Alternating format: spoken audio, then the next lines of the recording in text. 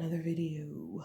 Um, I'm gonna talk about um, like something from my upbringing, and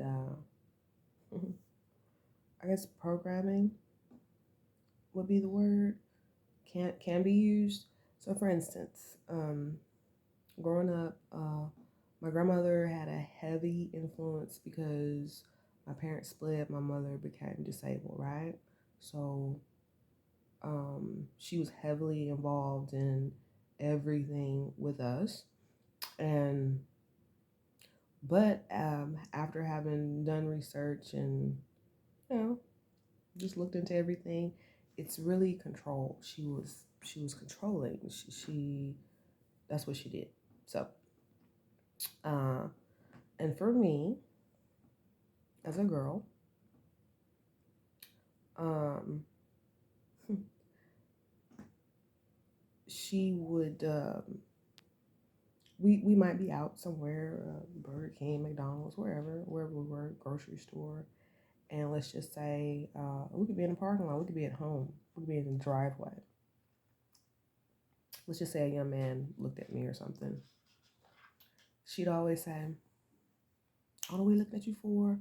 Uh, if he ain't gonna be a doctor or a lawyer, he don't need to be looking your way with his nappy head self, ugly self."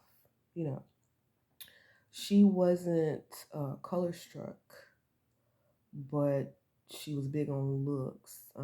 She'd always say, when you're looking at your boyfriend or your girlfriend, you're looking at your kids. That's what your kids are gonna look like. So if they're ugly, then your kids are gonna be ugly. What about skin color? Just don't be ugly. Don't be good looking.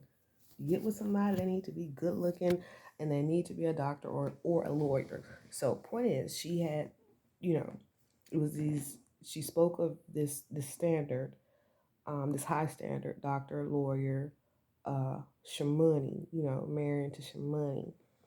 And a lot of some people in society are taught that way, raised that way. Uh, Certain segment of people, that's the reason why the young ladies go to college. They go to college to get a husband. It's not so much about their education. Yeah, get your degree, but like get a doctor, get a lawyer, right? However, so that's what's being drilled in my head. Uh, but also, um, there was no way that that's what was gonna happen because there was too much dysfunction in other areas going on. There was no way. So I have this. I'm in this group. There's a meeting every Monday. Adult children of alcoholics and dysfunctional families. And I should have had my stuff printed out just to read something, but I remember like our little thing that we read. It says that you either become the problem or you marry it, right? So because I grew up in dysfunction, there was no way I was going to marry a functional, good functioning, properly functioning, sane as sane can be, normal person. I was going to become the dysfunction or marry it. An example: last night I was watching Dateline. There's this movie out, House of Gucci, right? So what's the guy's name? Anyway, he ended up being Mauricio Gucci. His wife, Patricia, she concocted it and everything. She's a narcissist. She was evaluated, and I was really hoping she didn't do it because I was feeling her pain. The way he left and all that. Like, yeah, well, she had the right to be pissed.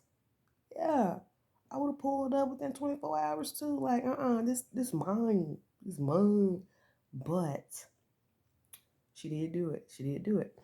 And that's the thing. A lot of times stuff can piss us off, etc. But that doesn't mean that we need to, concoct the plan and hire some folks to take somebody out.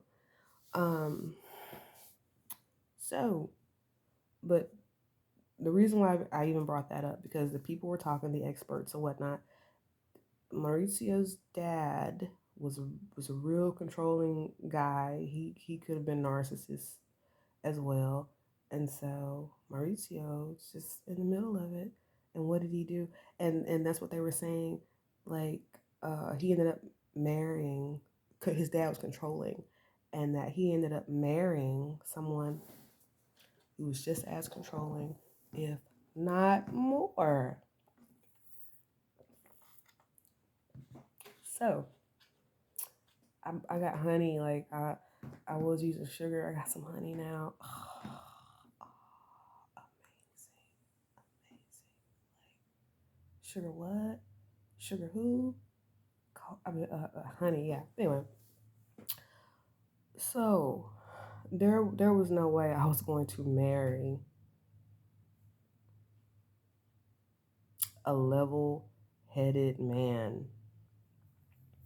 There was no way. Now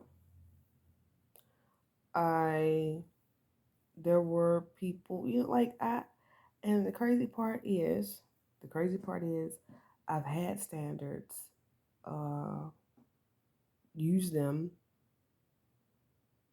even after being divorced. Met guys, cut off immediately. No, uh, but due to your programming, is there'll be this one person that gets by,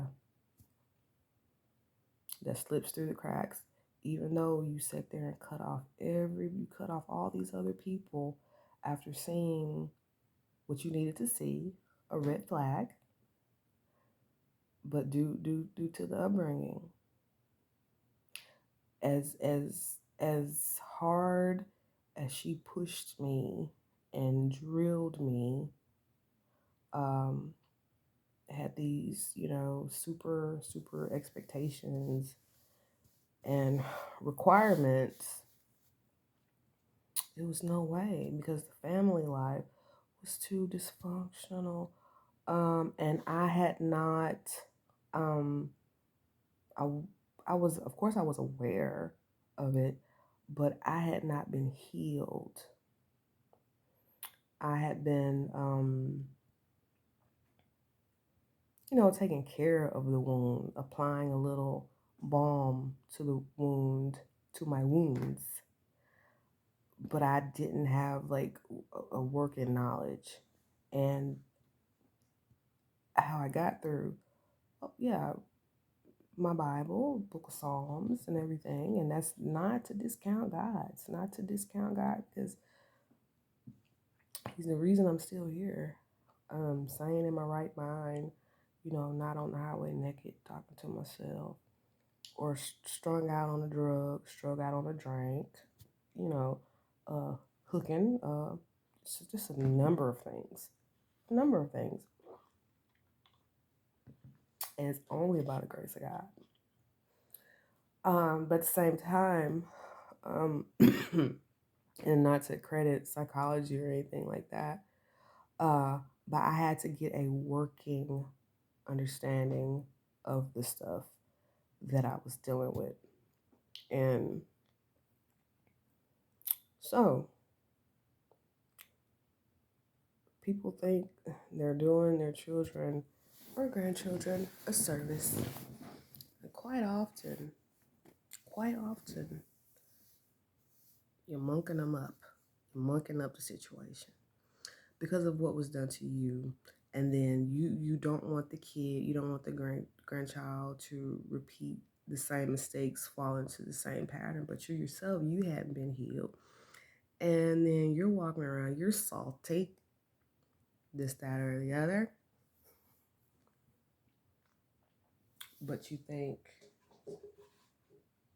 and you expect for me to marry some doctor or some lawyer. Now I could do that now. hmm But I'm in no rush. I still have healing to do. A lot.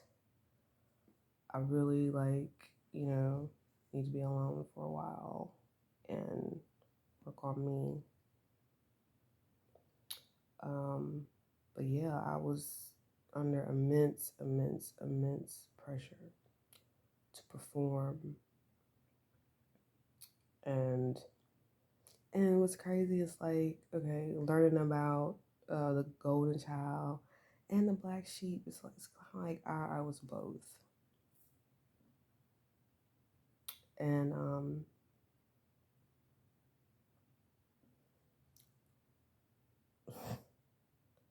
and it's like how it's just, again, it's by the grace of God that I was able to function as good as I did. And like this hair. Okay. Well, um I'll probably do like another little thing, but just quickly, briefly. Um yeah, my self-esteem, I had some issues because, again, okay, for instance, once grandma told me, and I was an adult at this point, but again, all the stuff had been done, from whatever. She told me, your brother always had better hair than you.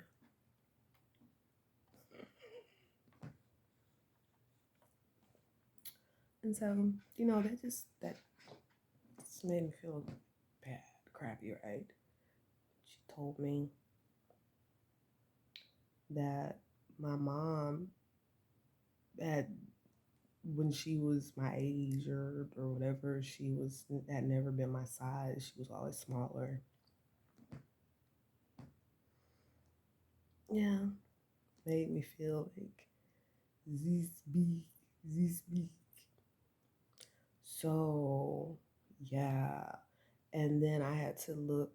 I was spoiled to a degree, a bit, growing up, and so, and then I was also taught, like, hey, a man in your face, you need to be spending G's and things, and I went with that, and I found out, realized as of late, well, am I that person? Like,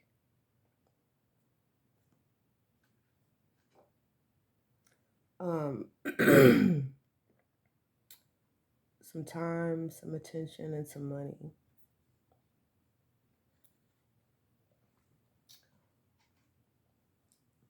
And that's not, it still has to be, there still had to be an attraction, something about the young man, the conversation, whatever. But yeah, I found out about myself. So just sharing and working through it and breaking the mold, breaking these generational curses, and coming out of all of it. And I'm being healed, and I'm sharing. Thanks for tuning in.